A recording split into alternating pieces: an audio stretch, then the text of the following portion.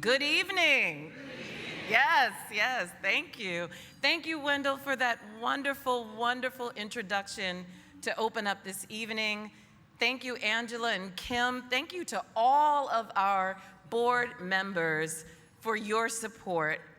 Thank you to tonight's honorees, all of our supporters, and all of you for being in this room tonight. I am truly, truly grateful.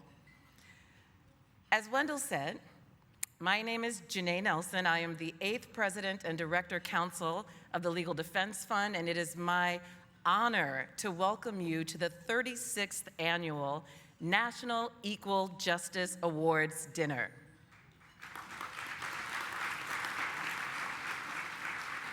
It is also my privilege to carry the mantle that was passed on from Thurgood Marshall to Jack Greenberg to Julius Chambers to the 4th President and Director-Counsel, the great Elaine Jones, who's in the room tonight,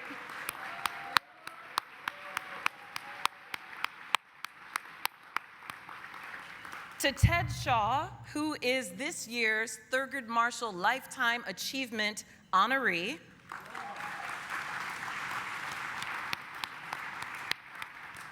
to the late John Payton, and to my predecessor, the incredible Sherilyn Ifill, who is also here tonight.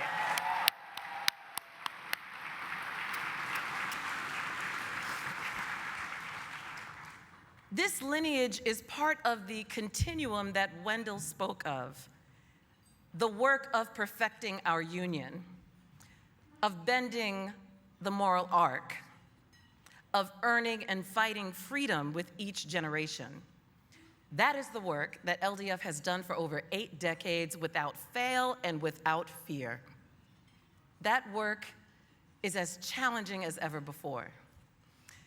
In a climate of increasing hostility and threat, before courts that are stacked with extremist judges, in legislatures that ignore the people's will, at a time when the language of justice is weaponized against the very people it was meant to protect, when truth is optional.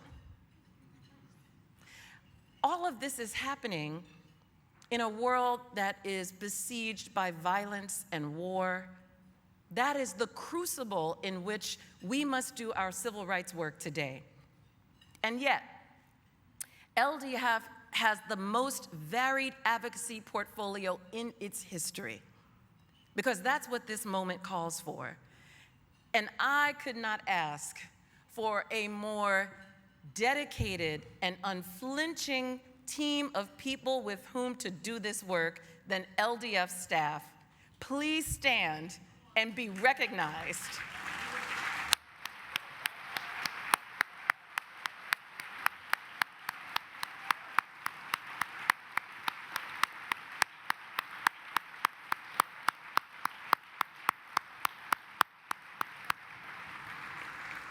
These are the people powering the work. These are the true heroes of the day.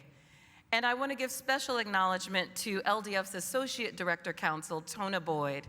Tona?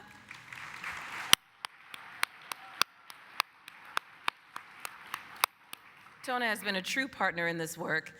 I also see many leaders from our sister organizations who are critically important partners. Thank you for all that you do. Tonight, we are here to commemorate not just a decision, but a body of work that emanated from the bold strategy and vision of a group of intrepid lawyers, buttressed by groundbreaking social science research, aided by organizers, and powered by selfless and courageous clients, many of whom were mere children. The confluence of these forces ended legal apartheid in the United States.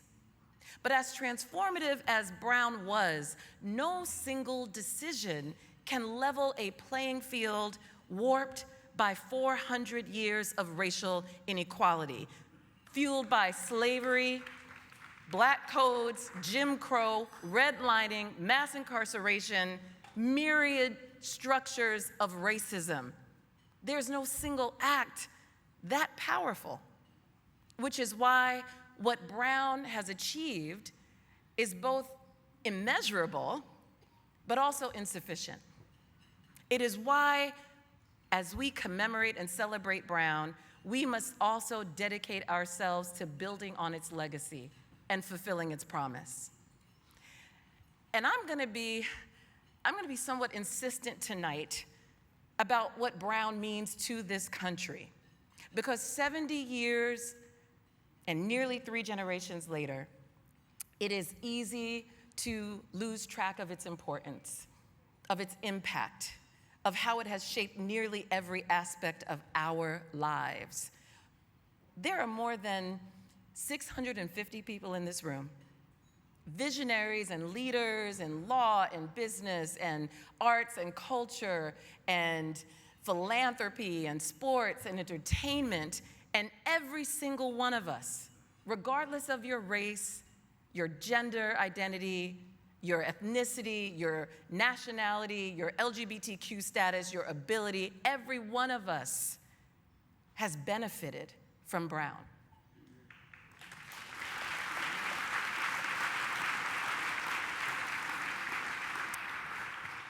If you ever integrated a classroom, a boardroom, a C-suite, a bathroom, a block, a set, or a team, I submit that is because of Brown. Brown opened pathways of opportunity to so many, and by doing so, Brown elevated America.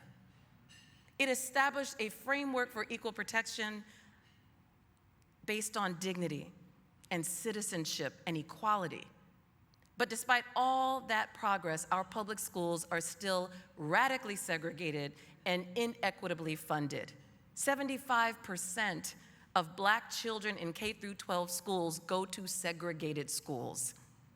And they are 6 times as likely to go to a school of high poverty.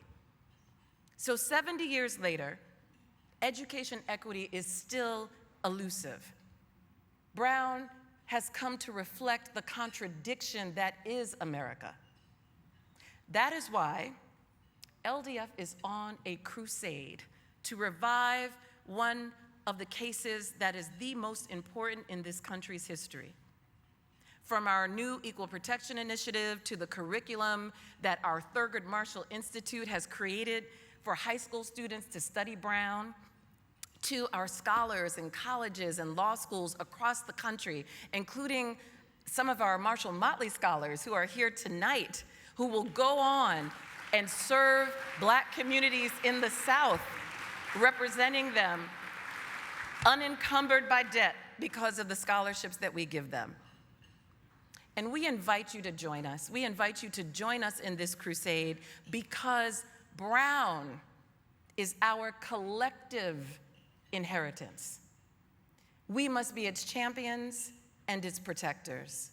And we must commit to pay Brown forward to the next generation, because the attacks on diversity, equity, and inclusion, on reproductive health, on the freedom to learn, and on the all-important right to vote prove that there are no rights in this moment that are inviolable.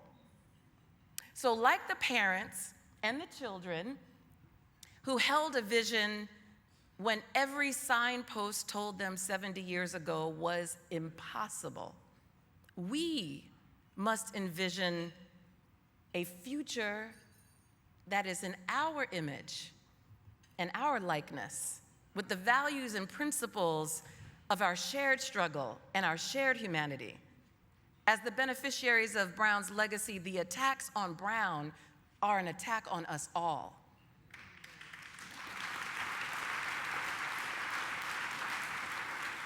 They are an attack on everything this beautiful room represents: the success, the diversity, the power.